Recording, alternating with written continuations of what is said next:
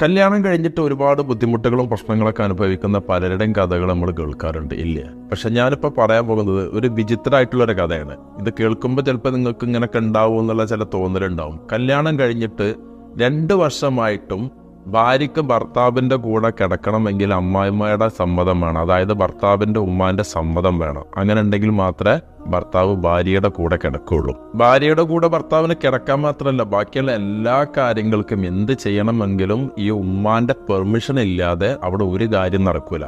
വളരെ ബുദ്ധിമുട്ടി പ്രയാസത്തിലായിട്ട് 2 വർഷത്തെ നരകതുല്യമായ ജീവിതത്തിന് ശേഷം ആ ഭാര്യ ഭർത്താക്കന്മാർ വേർപിരിഞ്ഞു. ഭാര്യ വീട്ടുകാരെ നിർബന്ധിച്ചു, ആ കല്യാണം വേർപ്പെടുത്തി, വേണ്ടാന്ന് വെച്ചു. നാട്ടിലെ ഏറ്റവും അറിയപ്പെടുന്ന കുടുംബത്തിലെ നല്ലൊരു ചെറുപ്പക്കാരനായിരുന്നു.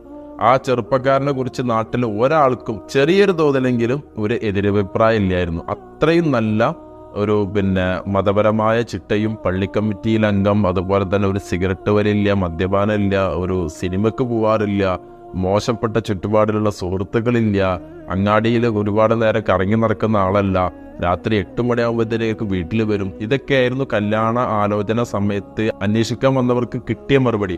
ഈ കുടുംബത്തിനെ കുറിച്ച് നല്ല അഭിപ്രായമാണ്. കാരണം ആ അമ്മായിയും, അതായത് ആ ഉമ്മ, അയൽപക്കക്കാരോടും കുടുംബക്കാരോടൊക്കെ വളരെ നന്നായിട്ട് പെരുമാറുന്ന ഒരു ഉമ്മയായിരുന്നു.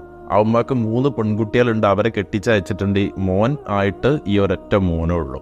ഈ മോനെ ഏറ്റവും നല്ല ലാളനയോടെയും വാത്സല്യത്തോടെയൊക്കെയാണ് ഉമ്മ വളർത്തി കൊണ്ടുവന്നത്. മോനോട് ഭയങ്കര സ്നേഹമാണ് ഉമ്മാക്ക്. അതുപോലെ തന്നെ അപ്പൊ നാട്ടുകാരൊക്കെ അന്വേഷണത്തിൽ കുടുംബക്കാരൊക്കെ പറയണത് എന്താ, അവന് ഉമ്മാന്റെ ഓമന കുട്ടിയാണ്, ഉമ്മാക്ക് ഭയങ്കര ഇഷ്ടമാണ്, തിരിച്ച് ഉമ്മാനെ അവന് വലിയ കാര്യമാണ്. അപ്പൊ ഇത് കേൾക്കുമ്പോൾ എല്ലാവർക്കും സന്തോഷമാണല്ലോ. ഉമ്മാനെ സ്നേഹിക്കുന്ന മക്കൾ എന്ന് പറഞ്ഞാൽ ഈ കാലഘട്ടത്ത് ഇല്ലാതായിക്കൊണ്ടിരിക്കുന്ന ഒന്നാണ്. അങ്ങനെ ഉമ്മാനെ സ്നേഹിക്കുന്ന ഒരു കുട്ടി എന്ന് പറയുമ്പോൾ എല്ലാവർക്കും അത് ഇഷ്ടമായിരുന്നു. ഇതായിരുന്നു കല്യാണ ആലോചനാ സമയത്ത് ഈ ചെറുപ്പക്കാരന്റെ പ്രൊഫൈല്. അങ്ങനെ കല്യാണമൊക്കെ കഴിഞ്ഞ് തുടക്കത്തിലൊന്നും വലിയൊരു പ്രശ്നമില്ലായിരുന്നു. ഈ പെൺകുട്ടി ഓരോരോ കാര്യങ്ങളൊക്കെ പറയുമ്പം ഈ ഹസ്ബൻഡ് പറയും, നീ ഉമ്മാനോട് ചോദിച്ചു നോക്ക്, ഉമ്മാന്റെ കയ്യിലാണ് ഈ ഹസ്ബൻഡ് പൈസ കൊടുക്കാറുള്ളത്. എന്തെങ്കിലും പെണ്ണിന് ആവശ്യം ഉണ്ടെങ്കിൽ ഉമ്മാനോട് ചോദിച്ചിട്ട് ആവശ്യം പറഞ്ഞിട്ട് ഉമ്മാനോട് വാങ്ങിയിട്ട് വേണം. അതിനിപ്പോൾ ഒരു സാനിറ്ററി പാഡ് വാങ്ങാനാണെങ്കിൽ പോലും ഉമ്മാനോട് ഇന്ന ആവശ്യത്തിനാണ്, എനിക്ക് ഇത്ര ഉറുപ്പ്യ വേണം എന്ന് പറഞ്ഞിട്ട് ഭാര്യ വാങ്ങുന്ന തരത്തിൽ വീട്ടിലേക്ക് കയറി ചെല്ലുമ്പം എന്തെങ്കിലും കയ്യിലുണ്ടെങ്കിൽ അത് ഭാര്യ ഉമ്മറത്തേക്ക് വന്നാൽ പോലും ഭാര്യൻ്റെ കയ്യിൽ കൊടുക്കില്ല, ഉമ്മാൻ്റെ കയ്യിൽ കൊടുക്കണം. എന്നിട്ട് ഉമ്മ അത് നോക്കിയിട്ട് ഉമ്മാക്ക് ആവശ്യമുള്ള കാര്യങ്ങളൊക്കെ അങ്ങോട്ടോ ഇങ്ങോട്ടോ നോക്കി വേർതിരിച്ചിട്ട് അതിൽ എന്തൊക്കെയാണ് എന്നുള്ളതൊക്കെ പരിശോധന ഒക്കെ നടത്തി അതിന് ശേഷം മാത്രമേ ഭാര്യയ്ക്കുള്ളതാണെങ്കിൽ പോലും ഭാര്യൻ്റെ കയ്യിൽ കൊടുക്കുകയുള്ളൂ. ഉമ്മ എന്ന് പറഞ്ഞാൽ അത്രയും പരിഗണന കൊടുത്തിട്ട് ഉമ്മാന്റെ ഓർഡർ ഇല്ലാതെ യാതൊരുവിധ കാര്യവും ചെയ്യാത്ത ഒരു ഹസ്ബൻഡ് ഈ ഭാര്യയ്ക്ക് ഒരുവിധ പരിഗണനയെ കൊടുക്കുന്നില്ല. ഒരുപാട് അഡ്ജസ്റ്റ് ചെയ്തു, ഒരുപാട് സഹിച്ചു, ഒരുപാട് നിന്ന് നോക്കി. ഇത് ശരിയാവും എന്നൊക്കെ കരുതി പണ്ട് ഒരുപാട് സഹിച്ചു. കാരണം വിവാഹ ജീവിതം എന്നൊക്കെ പറഞ്ഞാൽ ഇങ്ങനെയാണല്ലോ പറഞ്ഞു പഠിപ്പിച്ചത് നമ്മുടെ പെൺമക്കളെ. ഒന്ന് അഡ്ജസ്റ്റ് ചെയ്ത് നിന്നാലൊക്കെ ശരിയാവും, അങ്ങനെയാണ് ഇങ്ങനെയാണ്. എന്തിനേറെ പറയുന്നത്, സ്വന്തം വീട്ടുകാർക്ക് ഫോൺ ചെയ്യണം എന്നുണ്ടെങ്കിൽ റൂമിൽ പോയി ഇരുന്നിട്ട് സംസാരിക്കാൻ പറ്റൂല. ഉമ്മാനോടാണെങ്കിലും ഉപ്പാനോടാണെങ്കിലും അവരുടെ വീട്ടിലെ അനിയത്തിമാരോടാണെങ്കിലും ആരോടാണെങ്കിലും സംസാരിക്കണം എന്നുണ്ടെങ്കിൽ ഈ ഉമ്മയുടെ സാന്നിധ്യത്തിൽ ഉമ്മ കേൾക്കെ എന്ന തരത്തിൽ ഫോണിൽ സംസാരിക്കാൻ പോലും ഒരു അനുവാദം കൊടുക്കാത്ത ഒരു ഉമ്മ. അങ്ങനെയായിരുന്നു ആ വീട്ടിലെ അവസ്ഥ.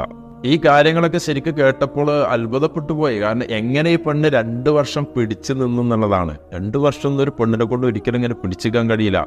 വീട്ടിൽ എന്ത് ബുദ്ധിമുട്ടുകളുണ്ടെങ്കിലും ഭർത്താക്കന്മാരുടെ ഒരു പരിഗണനയും ഒരു ചേർത്തുപിടിക്കലും ഒരു തലോടലും, സാരല്ലിട്ടോ ഞാനുണ്ടിട്ടോ എന്നൊക്കെ പറഞ്ഞൊന്ന് പരിഗണിച്ചാൽ ഒരു പെണ്ണിനെ സംബന്ധിച്ച് എത്ര കാലം വരെയും പിടിച്ചിക്കാൻ പറ്റും.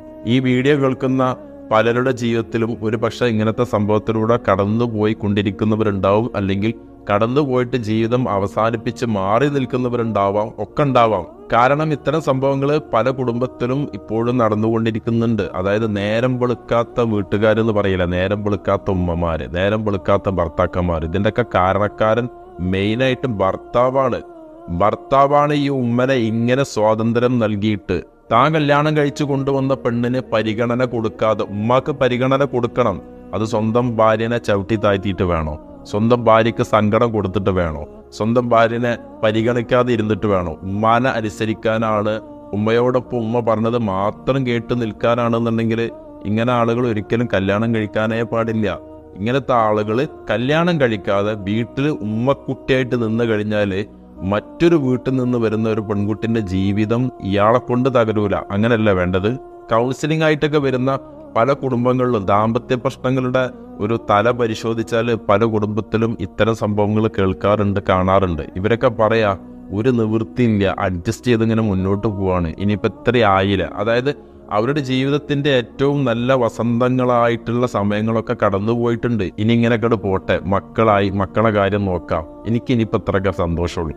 ഇങ്ങനെ അഡ്ജസ്റ്റ് ചെയ്ത് ജീവിക്കുന്നവരുണ്ട്. എന്നോട് കൗൺസിലിംഗ് സമയത്ത് ഒരു സ്ത്രീ പറഞ്ഞിട്ടുണ്ട്, 85ഓളം വയസ്സായിട്ടുണ്ട്, ഇപ്പോഴും അതിനെ കൊണ്ടുപോകാനായിട്ടില്ല എന്ന്. അതായത് ഇത്തരക്കാർക്ക് ആയുസ് കൂടുതലായിക്കാരം. ആ സ്ത്രീയുടെ ഒരു അഭിപ്രായം പറയാണ്, ഇങ്ങനെ ബുദ്ധിമുട്ടാക്കി നിൽക്കുന്ന ആളുകളൊക്കെ ഒരുപാട് കാലം ജീവിക്കും, അവരിനിയും ബുദ്ധിമുട്ടാക്കിക്കൊണ്ടേയിരിക്കും. അതായത് ഇവർക്കൊരു പക്ഷേ ഇത് കണ്ണ് ചിമ്മി പോയാലെങ്കിലും ഒരു സമാധാനം ഉണ്ടാവും എന്ന് വിചാരിച്ച് നിൽക്കുന്നവരുണ്ടാവും. കാരണം അത്രയും പ്രയാസപ്പെടുത്തുന്ന ചില ഉമ്മമാരുണ്ട്.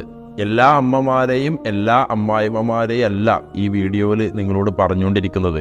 ഈ ഒരു ഘട്ടത്തിലൂടെ കടന്നു പോകുന്നവരും ഇത്തരം പ്രവൃത്തികൾ ചെയ്യുന്നവരുമായിട്ടുള്ള ഒരുപാട് അമ്മായിമ്മമാരുണ്ട്. അവരെ മാത്രം ഉദ്ദേശിച്ചാണ് ഈ വീഡിയോ ചെയ്യുന്നത്. കാരണം നമ്മുടെ കുടുംബങ്ങളിൽ എത്രയോ മരുമക്കളെ നന്നായിട്ട് സ്വന്തം മക്കളെ പോലെ സ്നേഹിക്കുന്ന അമ്മമാരുണ്ട്, അമ്മായിമ്മമാർ സ്വന്തം അമ്മമാരെ പോലെ പെരുമാറുന്നവർ, തിരിച്ച് അങ്ങോട്ടും ഒക്കെ നിൽക്കുന്നവരുണ്ട്. അവർക്കുള്ളതല്ല ഈ വീഡിയോ. ഇങ്ങനെയുള്ളവരുടെ കയ്യിൽ പെട്ടുകഴിഞ്ഞാൽ ആദ്യം ചെയ്യേണ്ടതെന്നാ അറിയോ, പരമാവധി പറഞ്ഞു നോക്കുക. എന്നിട്ട് എന്ത് ചെയ്യുക, രണ്ടുപേരും ഒരു മ്യൂച്വൽ അണ്ടർസ്റ്റാൻഡിങ്ങിൽ നല്ലൊരു കൗൺസിലിങ്ങിന് പോവുക. ഒരു കോഴ്സ് പോലെ കൗൺസിലിംഗ് ഒക്കെ ചെയ്തു കഴിഞ്ഞാൽ ഒരു പരിധി വരെ അതൊക്കെ മാറും. ഇതിന് ഭർത്താവ് തയ്യാറാവണം കേട്ടോ. സ്വന്തം ഭാര്യയുടെ സ്ഥാനം എന്താണ്, സ്വന്തം ഭാര്യയുടെ നിലയും വിലയും ഞാൻ എങ്ങനെയാണ് കൊടുക്കേണ്ടത് എന്നൊക്കെ മനസ്സിലാക്കി കഴിഞ്ഞാൽ ചിലപ്പോൾ മാറ്റം വരും. പക്ഷെ ഇങ്ങനത്തെ സ്ഥലത്തേക്ക് ഈ അമ്മായിമ്മമാരെയും കൂടി കൗൺസിലിങ്ങിന് കൊണ്ടുവരണം. പക്ഷെ ഒരു കാരണവശാലും അവരതിന് തയ്യാറാവില്ല, വരാൻ കൂട്ടക്കൂല. അങ്ങനെ വന്നാൽ തന്നെ അവരുള്ള കാര്യങ്ങൾ അവർ അംഗീകരിക്കാനും തയ്യാറാവില്ല. ഈ കൗൺസിലിംഗ് നടത്തി ഒരു പരിധി വരെ ക്ഷമിച്ചു പൊറുത്തു എന്നിട്ടൊക്കെ ഇതുപോലെ മുന്നോട്ട് പോവുകയാണെങ്കിൽ പ്രിയപ്പെട്ട സഹോദരിമാരോട് പറയാനുള്ളത്, എത്രയും പെട്ടെന്ന് അവനവന്റെ ജീവിതം രക്ഷപ്പെടുത്തിക്കൊണ്ട് അവിടുന്ന് രക്ഷപ്പെടാനുള്ള മാർഗം സ്വീകരിക്കുക. നിങ്ങൾക്ക് രക്ഷപ്പെടാനുള്ള മാർഗങ്ങളൊക്കെ അടഞ്ഞ അവസ്ഥയിലായിരിക്കും ഒരുപക്ഷെ നിങ്ങളൊക്കെ നിൽക്കുന്നത്. കാരണം എന്താണ്, പ്രാരാബ്ദങ്ങൾ ആയിട്ടുണ്ടാവും, ബുദ്ധിമുട്ടുകളായിട്ടുണ്ടാവും. ഇങ്ങനെയുള്ള ഭർത്താക്കന്മാരിൽ നിന്ന് നിങ്ങൾക്ക് വ്യത്യസ്തമായ ഒരു അനുഭവം കിട്ടാൻ പിന്നീട് വലിയ പ്രയാസമായിരിക്കും. കാരണം ആ അനുഭവത്തിന്റെ ഏറ്റവും നല്ല ഘട്ടങ്ങളിലൊന്നും ഇത് കിട്ടാതെ പോകുമ്പോൾ പിന്നീട് അവരൊക്കെ സ്നേഹിച്ചും ഇഷ്ടപ്പെട്ടൊക്കെ മടങ്ങി വരുമ്പോഴത്തിന് ജീവിതത്തിന്റെ നല്ല സമയങ്ങളൊക്കെ കഴിഞ്ഞു പോയിട്ടുണ്ടാവും അല്ലേ. ഏതായാലും ഇങ്ങനത്തെ ഒരു വീഡിയോ നിങ്ങളിലേക്ക് എത്തിക്കണമെന്ന് തോന്നി. സമാനമായ രീതിയിലുള്ള അനുഭവത്തിലൂടെ കടന്നുപോയ മറ്റൊരു വീഡിയോ ഇതിനു മുമ്പ് ചെയ്തിട്ടുണ്ട്. അതിലൊക്കെ പലപ്പോഴും പല ആളുകളും അഭിപ്രായങ്ങളും അവരെ കമന്റുകളൊക്കെ രേഖപ്പെടുത്തിയിട്ടുണ്ടായിരുന്നു. കാരണം മിക്ക കുടുംബങ്ങളിലും ഇപ്പോഴും ഇങ്ങനെയൊക്കെ സംഭവിച്ചുകൊണ്ടിരിക്കുന്നു എന്നുള്ളതിന്റെ ഒരു തെളിവാണ് അവരുടെയൊക്കെ കമന്റുകൾ. ഈ ഒരു വീഡിയോ ഇതുപോലെ പ്രശ്നങ്ങളും ബുദ്ധിമുട്ടുകളും അനുഭവിച്ചവർക്കൊക്കെ കേൾക്കുമ്പോൾ ചിലപ്പോൾ ചെറിയൊരു ആശ്വാസമെങ്കിലൊക്കെ ഉണ്ടാവും.